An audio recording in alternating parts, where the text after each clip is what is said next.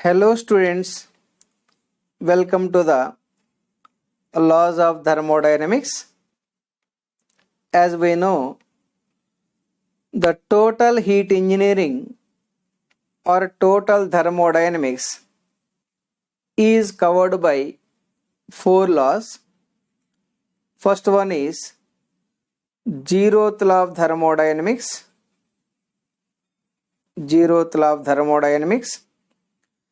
Second one, first law of thermodynamics.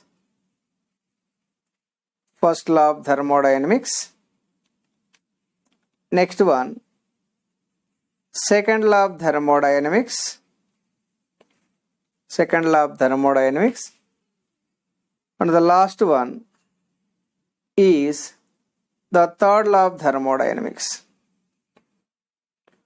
Total heat engineering or total thermodynamics is governed by these four laws. The very first one, zeroth law of thermodynamics, gives concept of temperature or thermally equilibrium conditions of the bodies.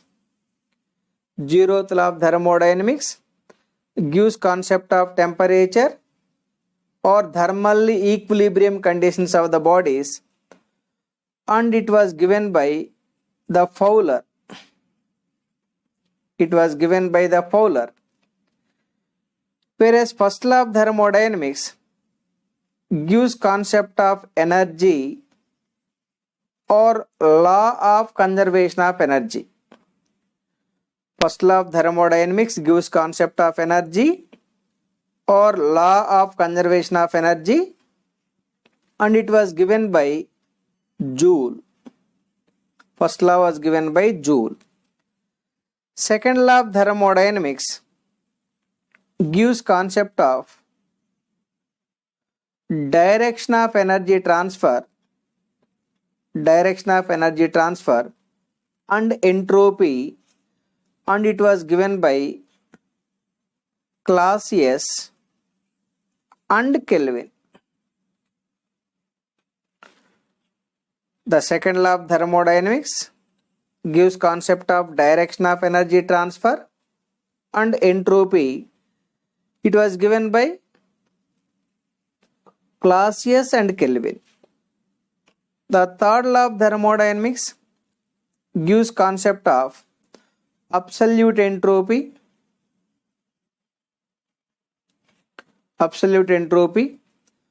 and it was given by Nernst.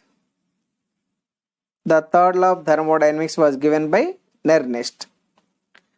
Remember, these four laws do not have any mathematical proof. These four laws are completely based on experimental observations. Once again, the four laws of thermodynamics do not have any mathematical proof. These are completely based on experimental observations. Now first let us take the zeroth law of thermodynamics. Zeroth law of thermodynamics. It is the law which gives the basic information regarding the basic property called temperature. The zeroth law of thermodynamics statement is like this. It states that if two bodies are separately thermally equilibrium state with the third body, then any two bodies are under thermally equilibrium state. Once again, if two bodies are separately thermally equilibrium state with the third body, then any two bodies are under thermally equilibrium state. It is like this. Let us take three bodies. Let us take the three bodies in a system This system is divided into three subsystems like this.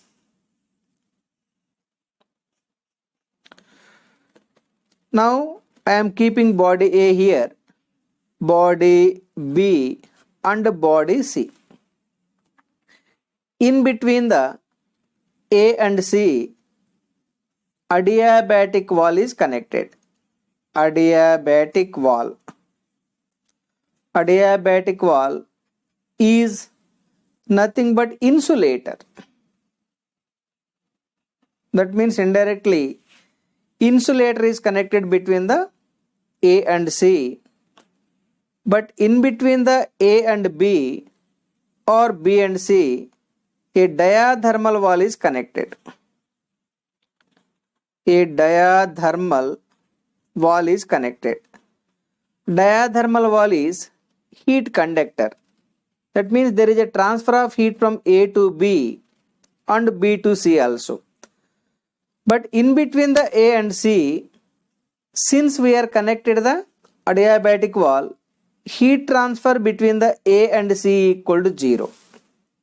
Then if these two bodies, if A and C are separately thermally equilibrium state with the third body B, then any two bodies are under thermally equilibrium state. Once again, if these two bodies are separately thermally equilibrium state with the third body, then any two bodies are under thermally equilibrium state.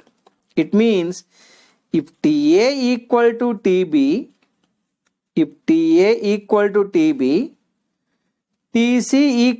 TB, then TA equal to TC. Though there is no direct heat transfer from A to C, if these two bodies are separately thermally equilibrium state with the third body, then any two bodies are under thermally equilibrium state. That is the zeroth law of thermodynamics. Practical application is thermometer. Practical application, thermometer. The clinical thermometer. As we know, the clinical thermometer is looking like this. One end of the thermometer is made like a sensor, temperature sensor. It is filled with, the thermometer is filled with mercury, and other end is closed. This thermometer is used for measuring the temperature of the hot body or temperature of the body. Now let us assume this body is A. The mercury present in the thermometer is C, and the surface of the glass tube, the surface of the glass tube is B. Temperature of the glass tube is B. If you observe closely, there is no direct heat transfer from mercury to body, like how the heat transfer between the A and C equal to 0. Yet there is no direct heat transfer from mercury to body, but here heat is transferring from body to surface of the glass tube, and from surface of the glass tube to the surface of the thermometer to mercury. Then if the temperature of the body is equal to surface temperature of the thermometer, and temperature of the mercury will be equal to surface temperature of the thermometer, then temperature of the mercury will be equal to temperature of the hot body. If these two bodies, if mercury and hot body both are separately thermally equilibrium state with the surface of the glass tube, then any two bodies are under thermally equilibrium state. So that is the practical application for the zeroth law of thermodynamics. With this, the zeroth law of thermodynamics is completed. Now, let us discuss the first law of thermodynamics. First law of thermodynamics.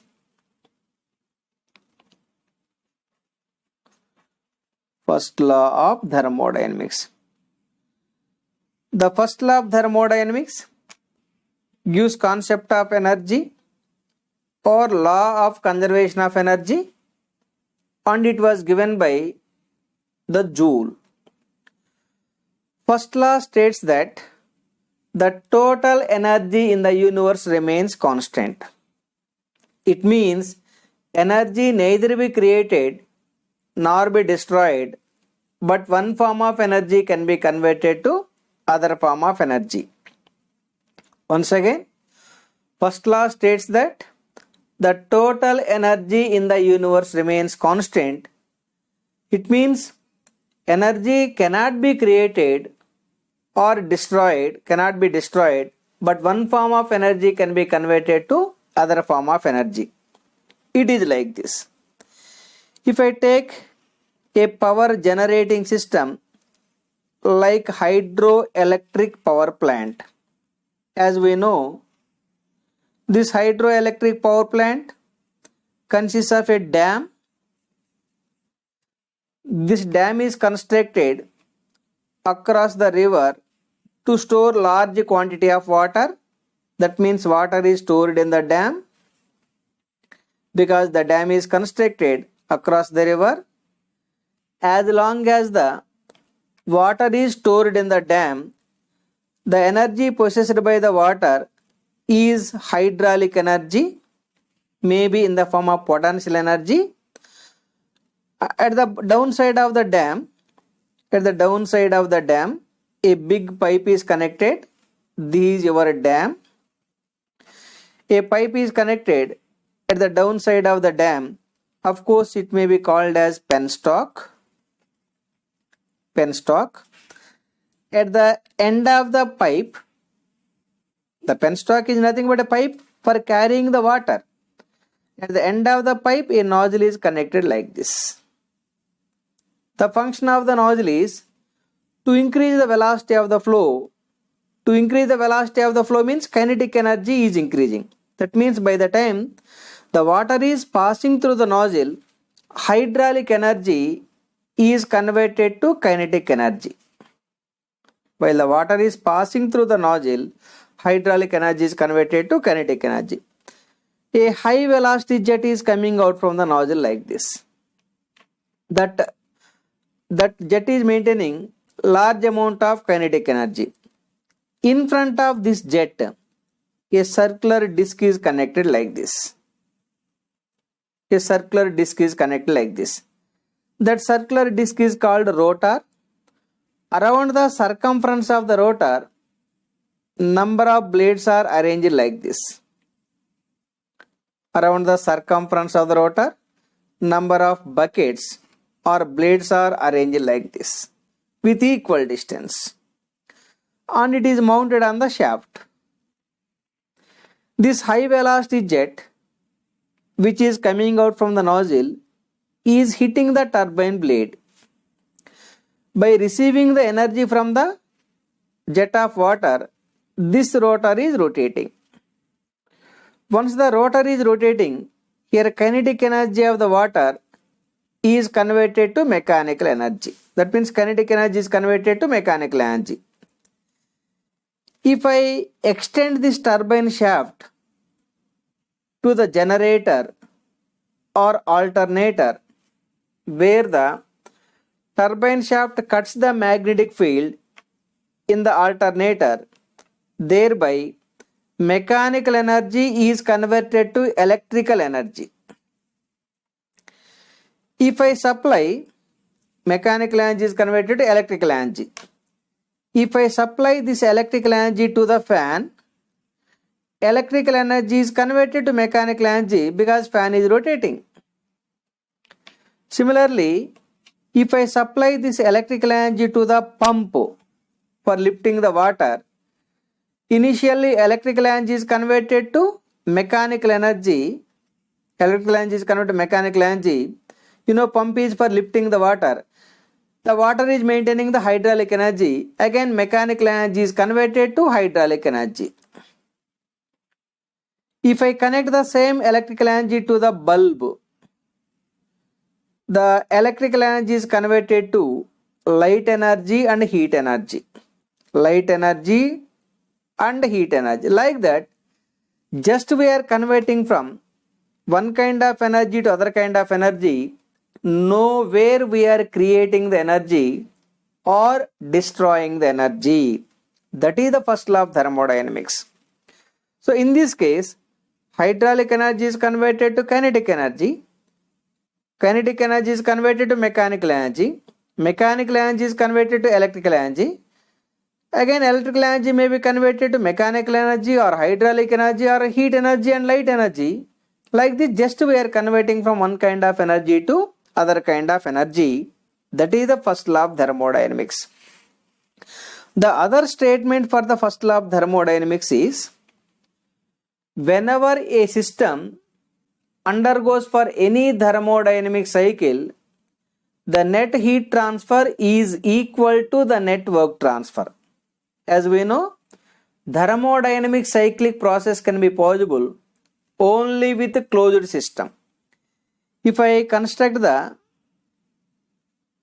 thermodynamic cycle,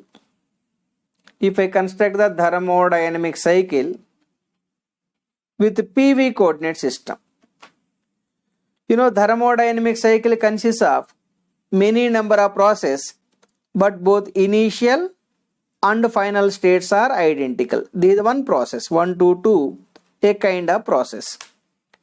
Similarly, 2 to 3, a kind of process. 3 to 4 is another kind of process.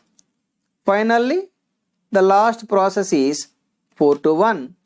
So this particular cycle consists of 4 processes, but initial and end states are, or initial and final states are identical.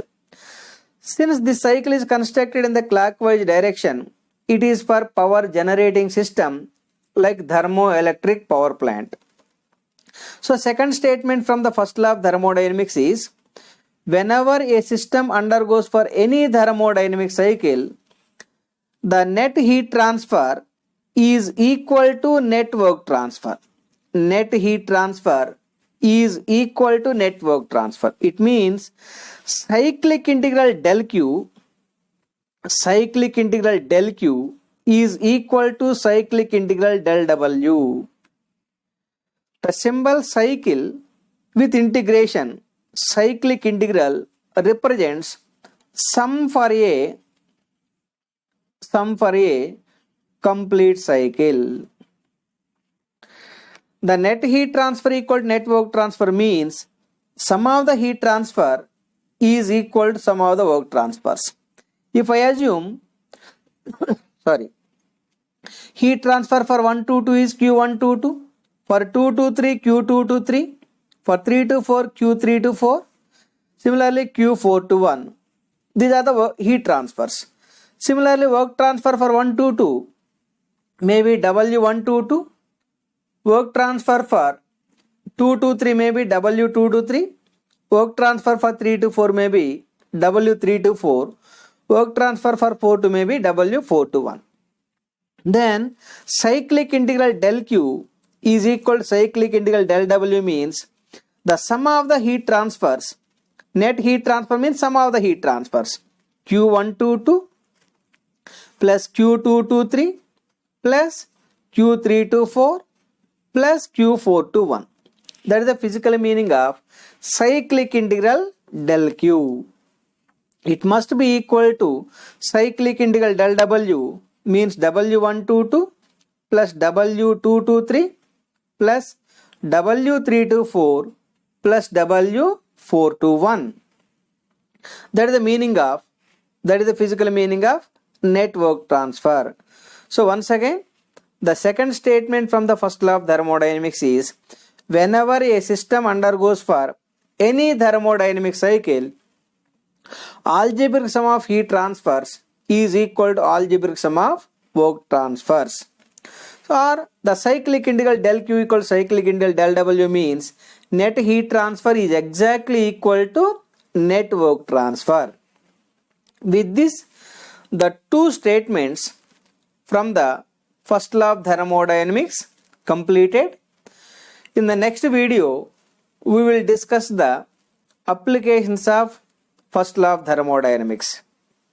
Practically, there are two applications from the first law of thermodynamics. One is non-flow process. Second one, flow process. Non-flow process. Second one, flow process. Non-flow process means process in closed system. Process in closed system. Whatever the process which is happening with the closed system is called non-flow process. Flow process means process in the open system. Whatever the process which is happening in the open system is called flow process. So these are the two practical applications from the first law of thermodynamics, non-flow process and flow process. These applications we will discuss clearly in the next video.